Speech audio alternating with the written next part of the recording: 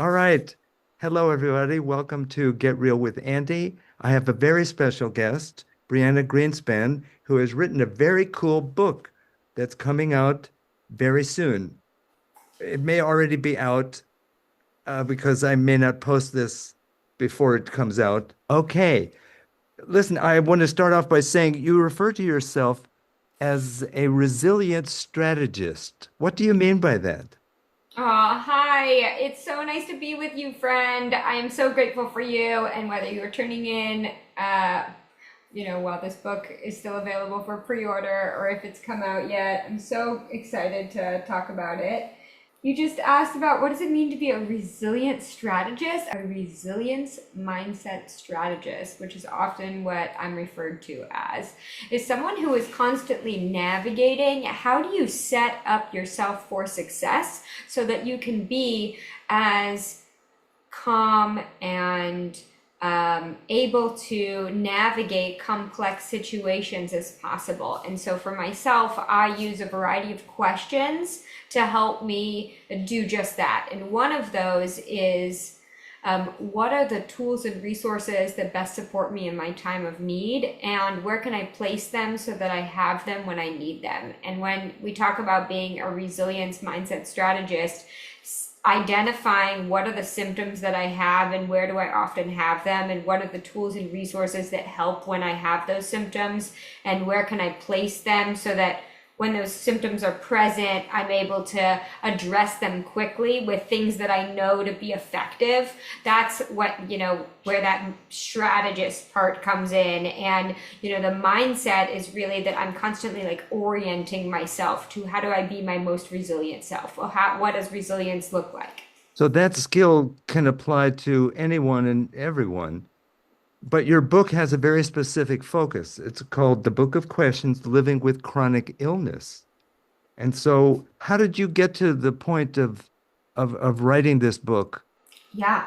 Well, actually, so many people who have read the book because we've been working on it for the majority of this last decade. So many people have said, "Oh, these questions are applicable in the geriatric population, in every population, in mental health settings, in generalized settings." And so, although the book is called The Book of Questions Living with Chronic Illness, many of the questions are applicable to all populations and people of all ages. And I came to writing this book because And I just want to interrupt you. As I read the book, I was challenging myself with your questions too, and they were very helpful. Some were more whimsical, you could say, but they're all just really challenging and helpful. yeah. Okay, go ahead. Sorry. And you're perfect. Everything is right about you. Um, I, Go I on, go on. and I came to write this book because I was born with a complex chronic illness, and as a result, the first 20 years of my life were incredibly challenging up until the point that I lost the ability to walk. And in the first few pages of the book is mostly a book of questions. There's 111 self-reflective questions, but in the beginning there is an introduction, and in the first few pages of this introduction I share a story about me being in a space of hopelessness and despair, and just really the darkest time in my life, where everything was so physically and mentally taxing. It just didn't make sense to continue living. And I was really in a dark space. And I tell a story about where I used an intentional question for the first time. And that question was birthed out of really being in the neurosurgeon's office, them not having any good answers, me being in the darkest, saddest like cycle of despair. And I said, is there anything else out there that can help me with the way that I'm suffering? And if so, where can I find it? And it opened up a realm of possibilities where eventually I learned to walk again. I retired my neck brace, my handicap placard. I, am mostly able to eat lots and lots of food most of the time. I'm mostly able to do a lot of things a lot of the time. And I'm consistently getting stronger and stronger because possibilities are consistently presenting themselves for every symptom that comes about. And so I remember even before you asked that question in the little story, you asked yourself what I would consider a bomb of a question. if nothing changes, if this is the way Yeah. it is, if my pain doesn't get any better, would I want to live? And the Yes. answer was no. That was so powerful because it didn't, you know what? That set the stage for me to see that you're not some airy-fairy person who is like, Uh, it's so spiritual crazy. bypassing pain and reality. It was very nitty-gritty. So that when you then ask yourself that other more open-ended question, like if there's resources, where are they? Yes. You are saying that asking that question led you to those things. Yes, it's so funny that you took it a step back into the intro because I glossed over that. I really did for a moment. And for those of you that are listening who have not seen the Book of Questions, Living with Chronic Illness, I share a story of being 20 years old, having lost the ability to walk, and I've flown home from college to see a neurosurgeon about my follow-up appointment. And I tell my parents the night before the appointment, if the neurosurgeon doesn't have any good answers, do I even want to live anymore? And that was an ultimately really limiting question where there weren't very many answers and those answers weren't very good. And the next morning, I woke up to news that my best friend had OD'd and died. Mm. Uh, he had failed a test and he went out partying, and I guess whatever transpired, but he did not wake up the next morning. And I went to the neurosurgeon with this deep sense of despair surrounding that nothing had ever worked. And I'd been suffering my entire life because I was born with a complex chronic illness. And it's not like, it just magically appeared, but like symptoms appeared and continued and continued and continued to mount my entire life until I lost the ability to walk after the surgery. And so when I went to the doctor, I really had this belief that I'd tried all the things and they hadn't worked. And I was in this cycle of despair because this surgery was supposed to be the answer to the things. And now, on top of that, I was completely and totally distraught that my friend had just passed away. And I get to the neurosurgeon and they actually don't have any good answers. They literally said, we don't have any good answers for you. We can upgrade your handicap placard from a temporary one to a permanent one. We can upgrade your steroid shot. We can, and then they prescribed me the same medicine that my friend had just died from. And Ooh. right there, I literally lost it. And that's actually where the question came from. Is there anything else out there that can help me with the way that I'm suffering? And if so, where can I find it? It was like this moment of despair and saying like, really? They don't have any good answers? Oh my gosh, my friend has just passed. Like, do I really want that same narrative? And if not, what can I do about it? Well, so And you were still hopeful somehow at that point. I guess You know, somebody once said, if you're pointed in the right direction, I even when life kicks you, you go in the right direction. So yeah, something in you was pointed towards a solution or some hope that you could get better. immediately. The moment that I was in his office and he prescribed the same medication that my friend had just passed away from, something inside of me shifted. And I said, if I take that path, I will also have that result. Is there anything else out there that can help me with the way that I'm suffering? And if so, where can I find it? And what transpired is that so many different rituals, habits, practices, frameworks, modalities presented themselves. And each one was pretty impressive. And over time, each one is nice on its own, but like things that you do regularly for long periods of time have a cumulative effect as well. And when you do many things for long periods of time, you really start to reap the benefits of things at a high level. It's like when you do one yoga class, it's one thing, but when you do a 200-hour yoga teacher training, it's a very different thing. And so I've done hundreds of hours of biofeedback and neurofeedback and craniosacral therapy and myofascial release and aquatherapy and physical therapy and each one has been incredibly helpful towards many different things. And so, do you know which ones were most effective? Because sometimes when you do a lot of stuff, you can't be sure which one really Yeah, helped. So you keep doing all of it because Yeah, so for me, I'm not really a like do lots of things kind of person. I'm more someone who is constantly asking. I crowdsource a lot. And so I will have a symptom and then I will go to support groups or nonprofits or conferences related to that symptom or that condition. And I will ask people, hey, when you're having this symptom, what are the things that have helped? And then I'll like crowdsource from that list what are the things that I have tried or I'm interested in trying, and then anything that I try that is helpful, I will identify a protocol to utilize that. So if it's like 3 times a week, 5 times a week, and see, okay, in this season for this symptom, I will do this thing. And I normally will get in a large amount of reps in order to get the symptom under control. So it's not like I'm like throwing all these things at the wall. It's just that in different seasons. So when I was having an autonomic issue, biofeedback and neurofeedback were very helpful. And like each different symptom, when I was having a lot of physiological challenges, when I was relearning to walk again, aquatherapy, physical therapy, myofascial release, and craniosacral therapy in combination were the things. And I did those four things 8 hours a day, every day, until I could walk again. And so like each different season led to different resources, tools, frameworks, modalities, practices. So in the beginning, you were really doing all this for your own well-being, but at some point, you have turned into this super resource networking, helpful resilience strategist person where you're actually giving a lot and helping a lot of people. How did that transition happen? Organically.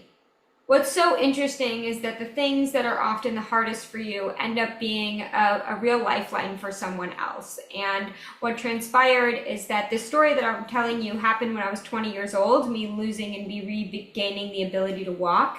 And years later, so like years after that very traumatic incident, and at that point I'd already have many other symptoms and challenges, although I had learned to walk again. And when I was 24 on my searching journey, because I had so many different labels and diagnoses and symptoms and like weird things that happen all the time to me, eventually I was diagnosed with Ehlers-Danlos syndrome, a connective tissue disorder, from a medical geneticist. And this was like kind of a turning point that put all these other diagnoses together. So And say a little bit more about Ehlers-Danlos. I have a personal interest in it because both of my granddaughters suffer from it. oh, really? I can't wait to talk. Well, we're going to talk. We're going to talk about it offline because Yes, I have a lot of I want knowledge. you to talk to my granddaughters. I would be happy to. So, depending upon how old they are, I've actually been able to educate the entire K through 12 education system on Ehlers-Danlos syndrome and Really? invisible illnesses and all the cluster conditions that go along with connective tissue disorders.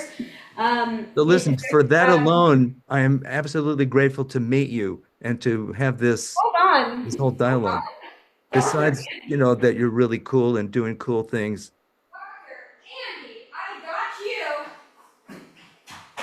I didn't know that we were bringing in props into the podcast, but actually, and this isn't even the thing that I normally talk about, but I will say that I have written many other books, and then also I have shared the rights to my resilience within chronic illness story to a publisher who wrote a story about my resilience within chronic illness for elementary and middle school kids. And Oh, in this awesome. book, it's so interesting because we talk about what does it look like to be your most resilient self, and we talk about how do you catch up when you miss school, and how do you advocate for yourself, and Oh, how do you man. raise awareness for rare diseases, and a miracle morning, which is like a morning routine framework that I love, Yeah. and strengthening your growth mindset. And in it, we share all about different symptoms, dislocations, joints, nerve endings. We talk about undiagnosed conditions. We talk about invisible illnesses. We talk about advocacy and morning routines. and Ehlers-Danlos, and we educate about Yeah. Ehlers-Danlos. Beautiful. I definitely want a copy of that book. Yeah, anyways, so I was, as I was saying, when I was 24, I was diagnosed with Ehlers-Danlos syndrome. And then I realized that there was so little known about Ehlers-Danlos syndrome at that time in 2011 that I became an advocate and activist for connective tissue disorders and chronic illnesses and rare diseases. And then I started understanding with what was going on with the diagnostic process internationally. And I really helped at a number of different levels to move the needle on education for the condition globally and for many other conditions.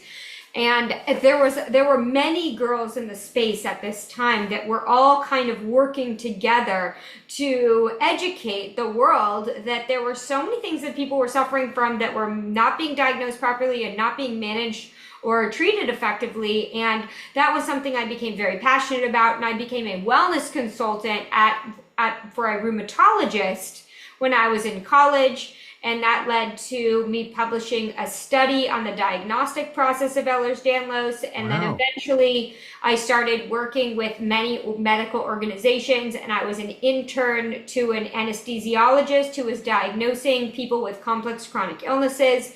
And then I started mentoring kids and teens with chronic and terminal illnesses through some nonprofits. And then I started working with the National Institute of Allergy and Infectious Disease on an allergic disease called hereditary alpha tryptophanemia. And we've Oh, yeah. been I was going working, to ask you about that. I saw that written.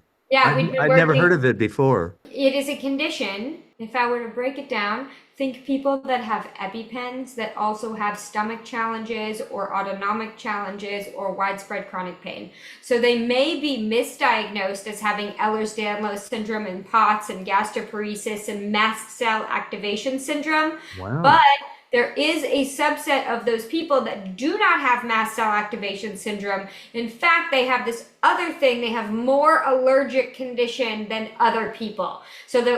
And they actually have extra copies of alpha tryptase. And so I run the tryptase copy number variation department at Gene by Gene, bringing HATS testing, hereditary alpha tryptosemia testing to the world. So at that level, I became like a biotech supporter, in this biotech entrepreneur world, if you will. So listen, And I'm getting more excited as I listen to you because I'm thinking of my granddaughter Nava, who has she really suffers from how old is Ehlers-Danlos. she? She's 17, Oh, I soon got it. soon to be 18. I got it. Where does she live? She lives in Santa Cruz, California. So I'm excited. Even just it is possible that she could get that test, that genetic test. That Well, could, if she has a lot of allergic components, sure. But ultimately, if she's 17 and she meets me, we just need to send her a care package, and we need to start talking to her about different ways to set herself up for success. And ultimately, this book, The Book of Questions Living with Chronic Illness, is one of the most effective tools that I have ever created, and it's the tool that I wish that I had. And these tools are the tools that I wish that I had when I was a kid, because I didn't know that I could be a steward of support in the midst of my suffering. And what used to happen is that my suffering would lead to a cycle of suffering, and then the symptom would lead to a spiral of symptoms, because each thing led to another thing, and those things were bad. For instance, if I have like cyclical vomiting, my stomach is hurting, and now I'm throwing up.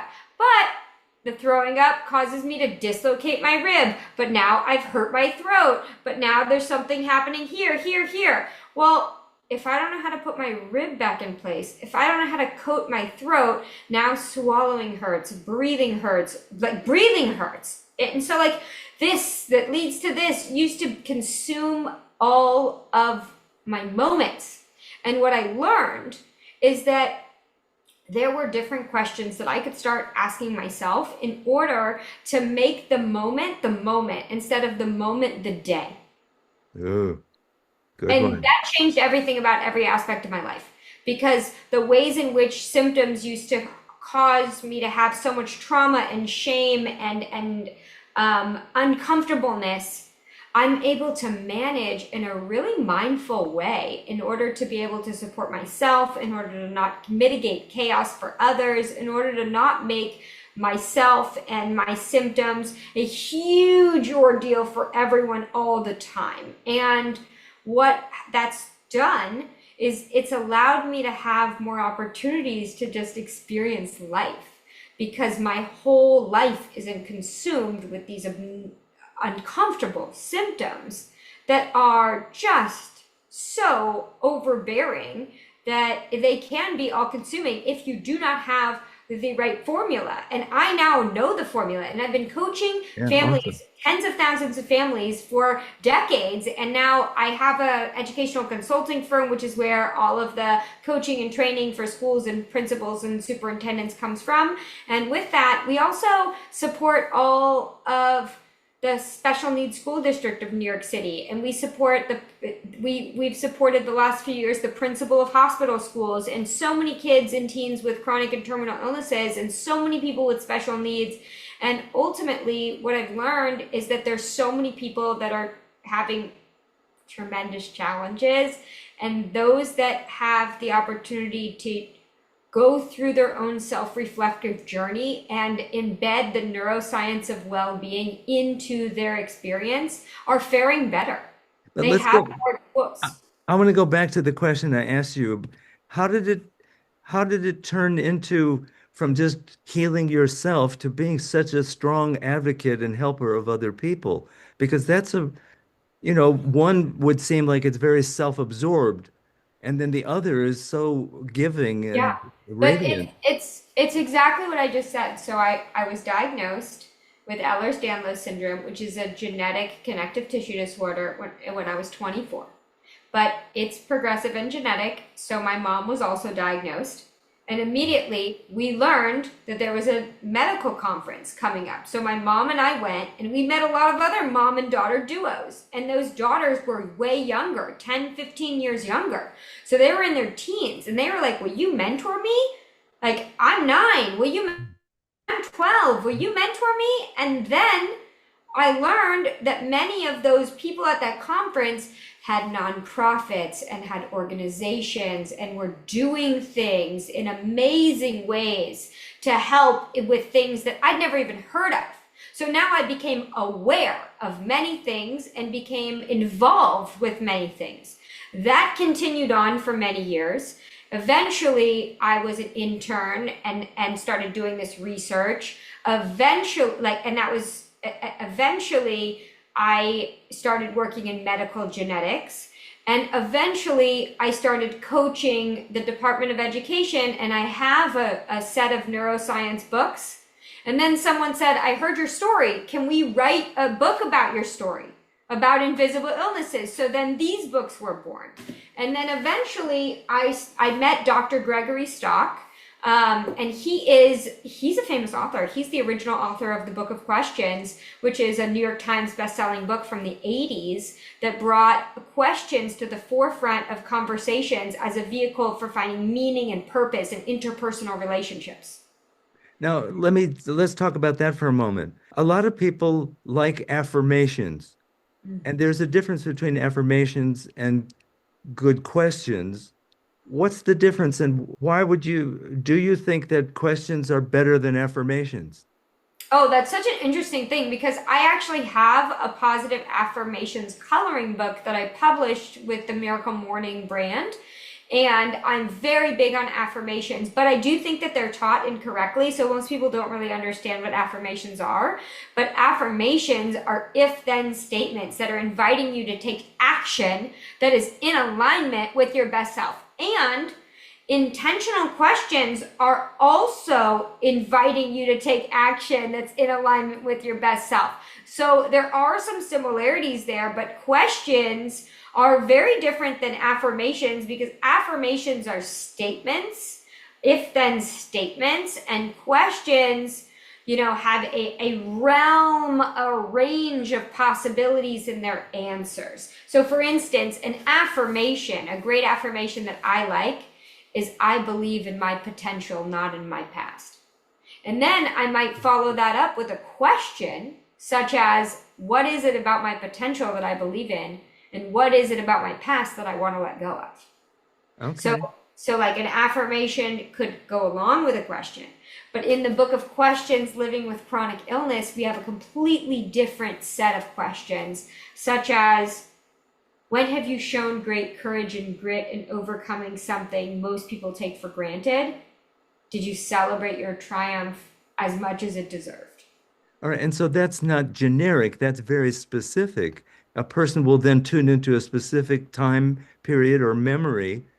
And the question is more open-ended and more personalized, you could say.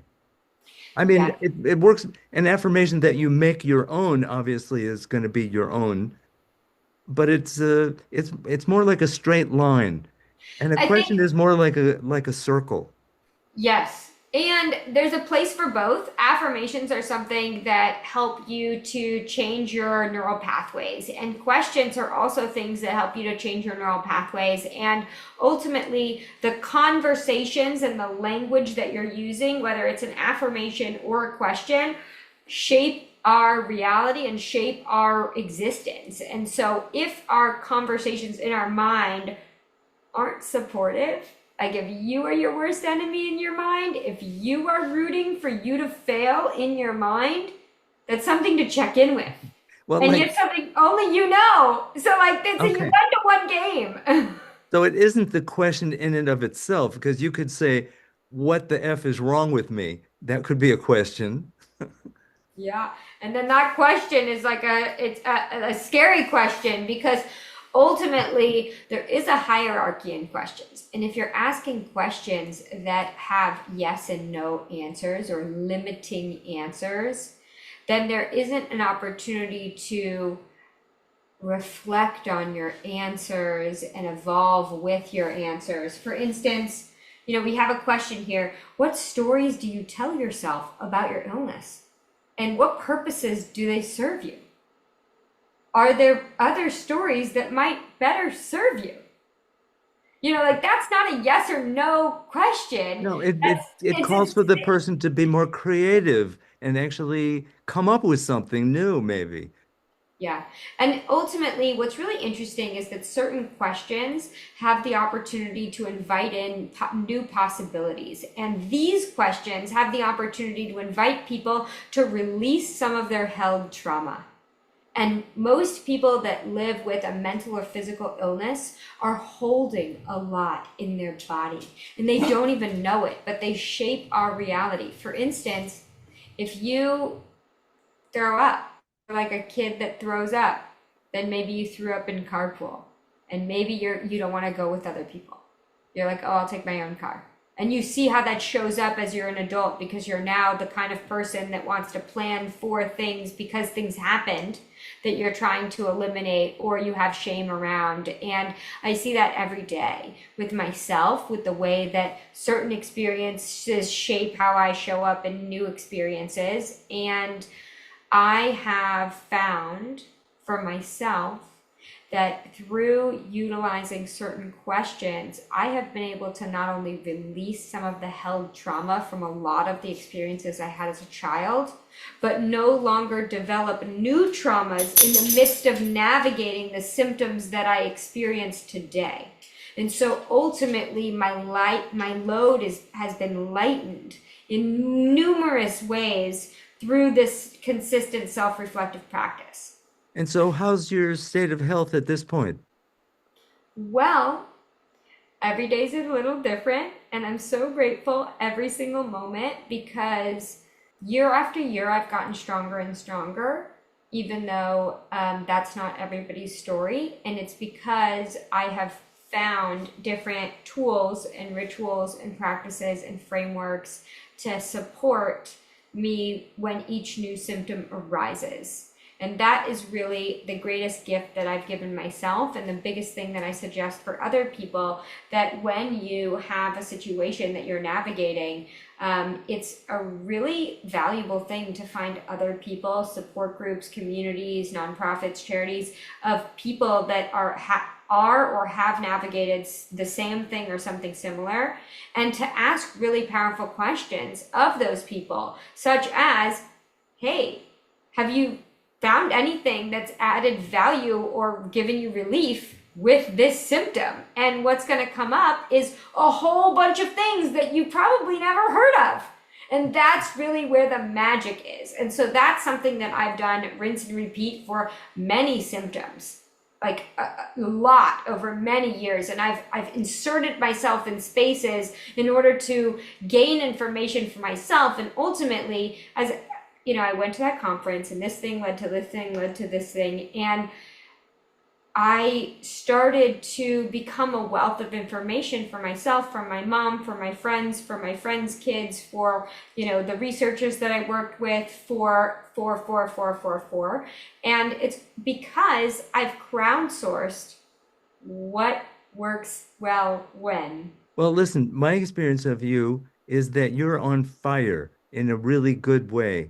You're a sweethearted, benevolent person who has really transformed your tragedy and your suffering into really helpfulness.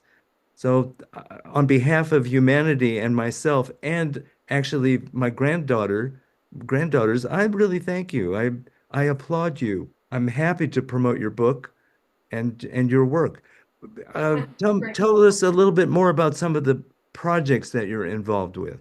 Yeah, well, first and foremost, I'm so grateful for you. You do such great work, and people need you and the work that you do. And I am constantly in awe of the amount of thought leaders and people that are standing for, teaching, or facilitating really deeply meaningful work, and those who suffer at a great level, who haven't found the support that they need, might not know that there are so many things out there. But when I ask that question, is there anything else out there that can help me with the way that I'm suffering, and if so, where can I find it?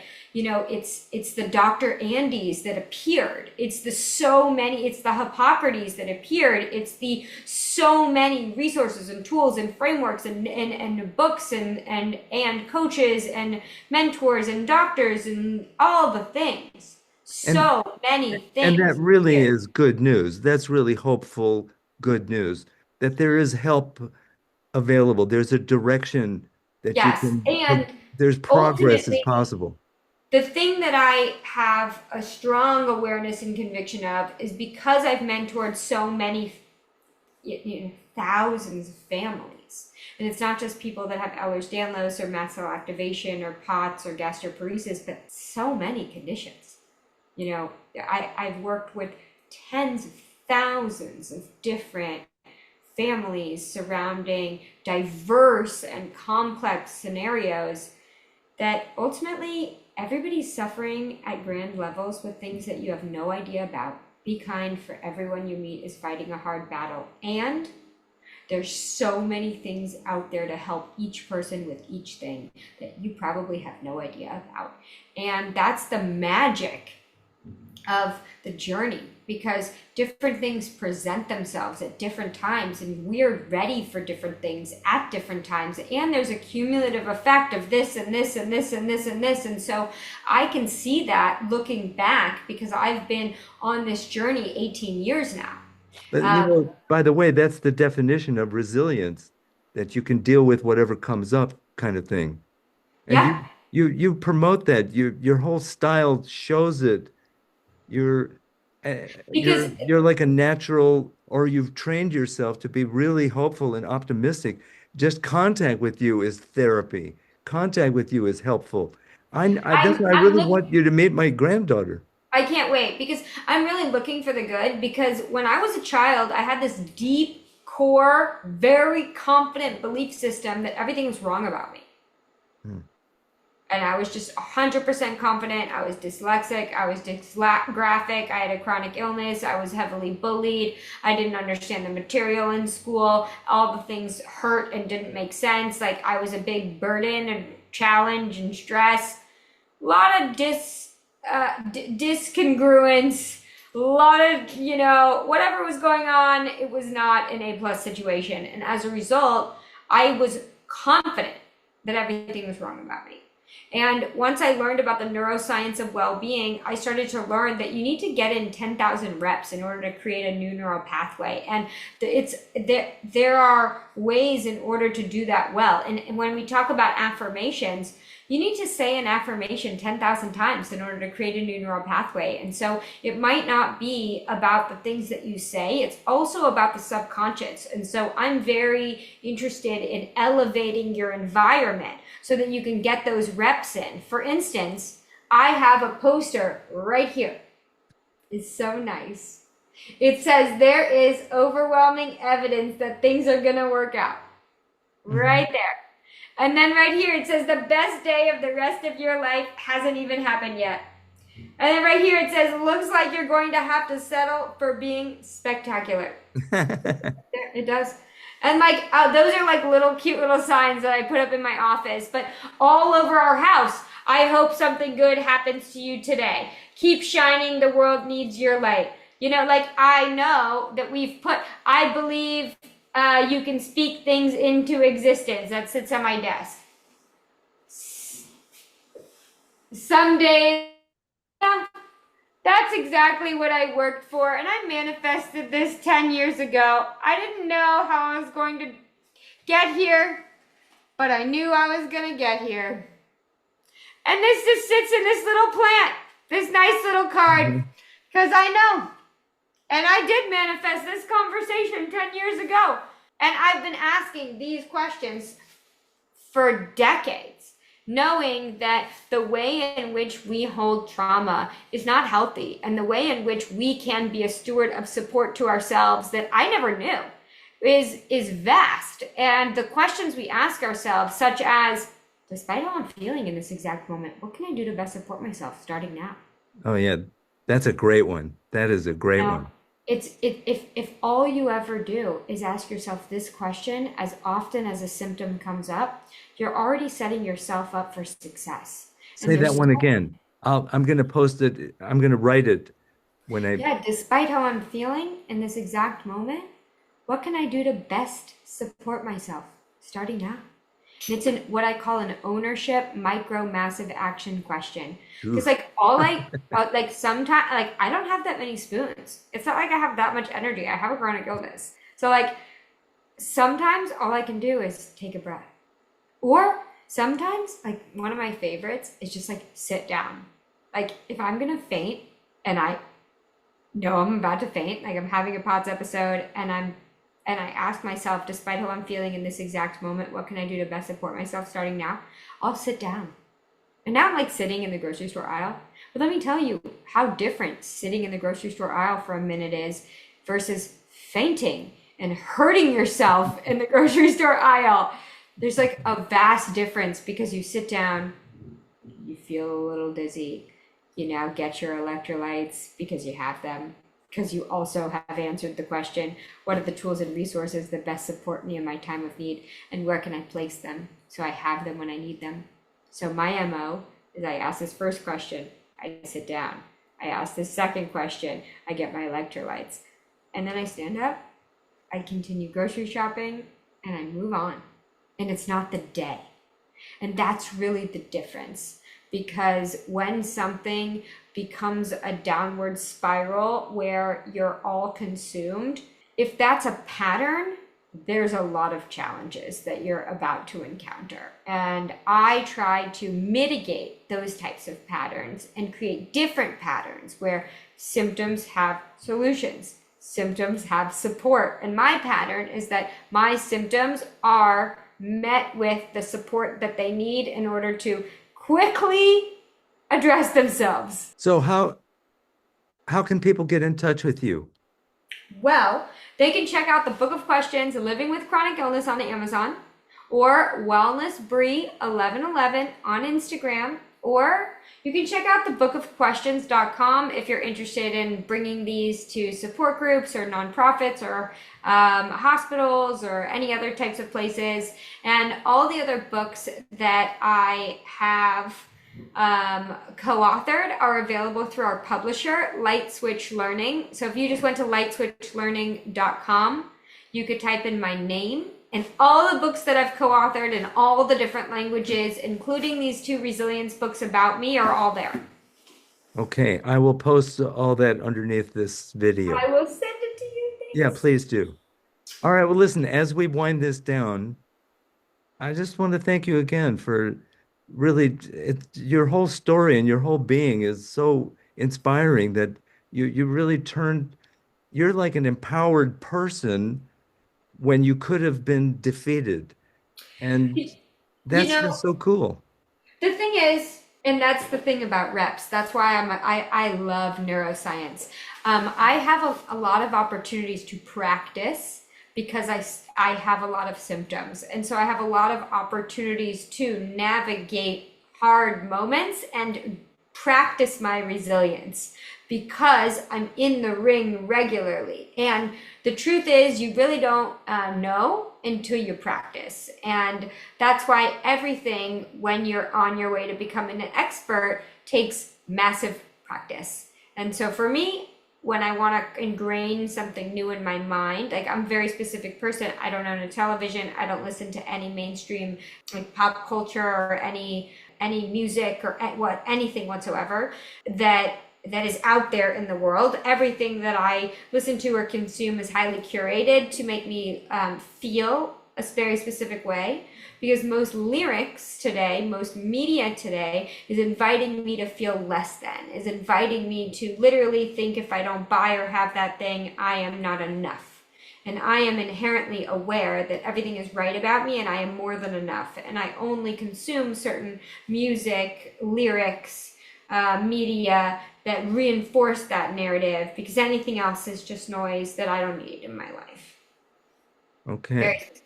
All right. Yeah, I want my granddaughter to hear that too. This podcast is really for her. I think We it need to is. do This that. We'll this have one's for another you, podcast about Nava. other things. This one's for you, Nava. It is for you, Nava.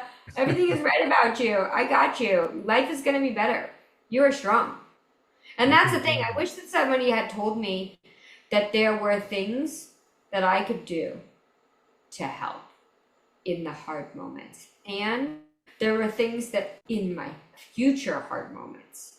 And once I learned that, I was like, oh, let's go. Let's strategize. So like there are things in my car, in my purse, in my backpack, at my parents' house, at my like favorite friends' houses that are very supportive of me. So I know that if I were to have a specific type of symptom, I got everything I need in all the places. You know? So like I can create a neural pathway that says I'm able to go to those places and have what I need if I have a need. Okay, And you're actually setting it up so that you yeah, always have a friend, yes, which happens to yes, be you. yes. Yeah, beautiful. I am my friend. And I'm happy to ask you to be my friend if I need. Because Oh, I know that there are a lot of people that would be willing or able to help if they knew I needed. And so I often afford that to others. I am constantly giving to others and I'm constantly asking of others. For instance, if I have a situation, in that situation, I ask myself a question: what can I do to best support myself starting now? And I realize, oh, I need water, I need a straw, I need to sit down, I need to breathe. Okay, hierarchy. I sit down first, then I start breathing. Then I start thinking about water and a straw, and I look around. And that's where, like, if I saw you, I would definitely say, hey, friend, can you grab me some water with a straw, please? And you're like, hi, Brianna, happy to. Here you go. And I'm happy to You be don't your need to friend. know the narrative. You don't need to know the narrative. You don't even care about the narrative. You were just happy to be asked to do something and you would be happy to do it. And Wait, I so at want you to hear one this. I'm point, happy to be your friend. thanks. At one point, I just started to create this narrative that, like, I'm happy to be a friend to people who need, and people are happy to be there for me if I ask most of the time. And, like, that reinforcing narrative, I started to find evidence that that was the case. Well, And so, you're actually making the world more benevolent by having that whole mindset. Big time. well, one of the four dailies in the book. So, despite how I'm feeling in this exact moment, what can I do to best support myself starting now? We've gone over that. Yeah. What are the tools and resources that best support me in my time of need? And where can I place them so that I have them when I need them? In the challenges I'm experiencing right now, what is one thing I can celebrate about my own resilience? How can I support someone else today? Because ultimately, it's not a you and you game. It's a you and everyone around you game. And when we are able to have the capacity to be compassionate and to expand beyond ourself and our own suffering, we actually expedite our healing outcomes. And there's some very interesting literature about this. There's a longitudinal study on MS, a 2 year longitudinal study where one group of patients were told, you need to call someone each week and check in on them. And another Yeah. group of patients were told, someone's going to call you and check in on you, honey. And I can say that from my own experience as a therapist. I work at Hippocrates, and there's some people there who come with very debilitating illnesses.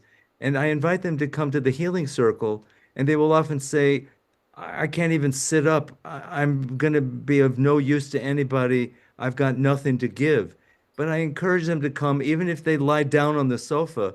And inevitably, they will give some feedback to somebody that's really, really helpful. And by giving to somebody else, that boosts their whole sense of wellness for themselves. It's a really wonderful system. Yes. And ultimately, we need each other and so there's so much going on in the book of questions living with chronic illness, but I learned that ultimately when you are a steward of support to yourself, you're able to create an opportunity to feel psychologically safe from within. And when you're able to do that, you're able to build a bridge where you've otherwise built a wall. And when you're able to do that, you're able to release some of the held trauma that you have.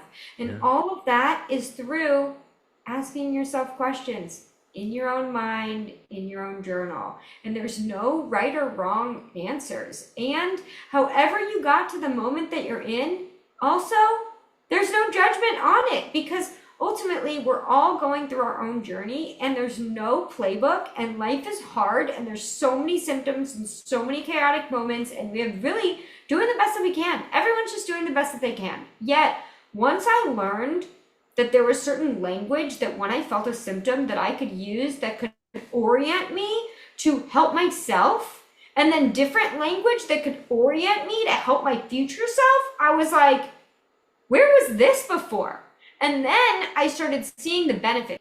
You didn't let a bad moment turn into a bad No, day. absolutely not. Because I've learned to stop the spiral in the midst of the moment. And each time I see myself getting stronger in ways that I'm so proud.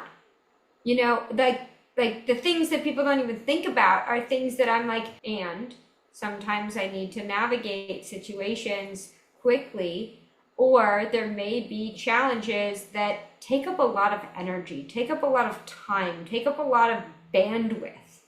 All right, so you're actually learning how to navigate more cleverly, more realistically, in a way that makes your experience way more positive. You are who you are, you're dealing with what you're dealing with, and you're just being more masterful about it. And that's actually very cool. That's a reality for everyone to learn from, whether you have chronic illness or not. Yes, this is why these questions are so interesting. And like honestly, there's so many gifts that we can give ourselves by focusing on the conversation in our mind and evaluating, is this conversation one where I'm rooting for myself? Is this a conversation where I'm, writing a good story where it ends well? Is this a conversation that is supportive to the hard moment I'm in? And if you check in with yourself and realize the conversation in your mind is not one where you're helping yourself, this is a moment to reflect on and see what else you might be saying, what language, affirmations, questions, what language might be helpful to change that. Because if you're not rooting for you, who's rooting for you? So punishment isn't really part of this internal viewing, like what am I doing wrong? It's a matter of just being honest about it and how can I improve my response? How can I show up as a friend for myself during the hard times? How can I prepare for future hard times? Because I'm committed to being my friend. And it's not that difficult. Like, for instance, if you're someone who feels dizzy when you take a shower, like if you're someone who feels dizzy when you get hot, so bring a cup of electrolytes upstairs when you shower.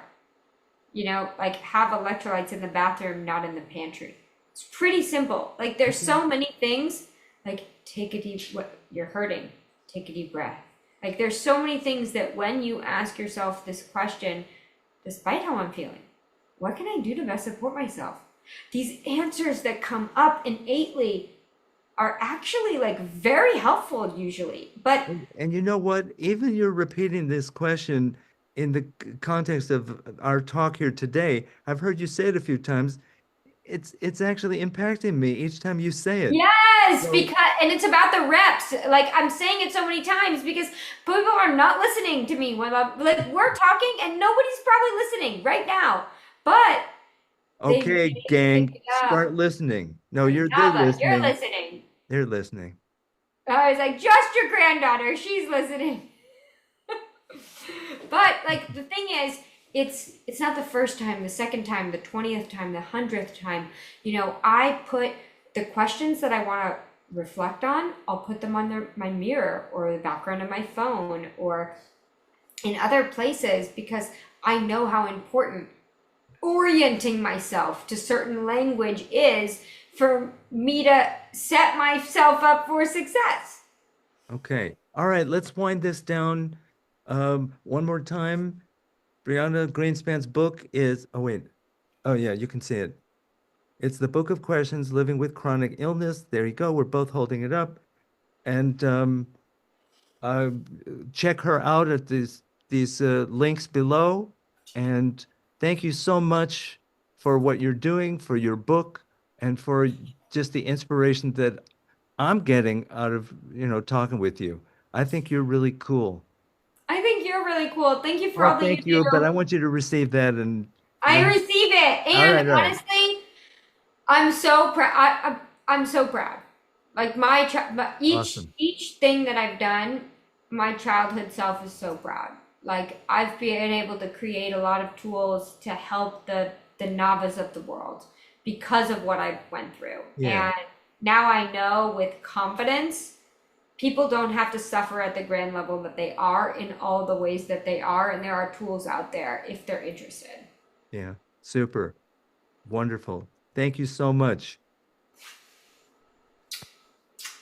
Bye.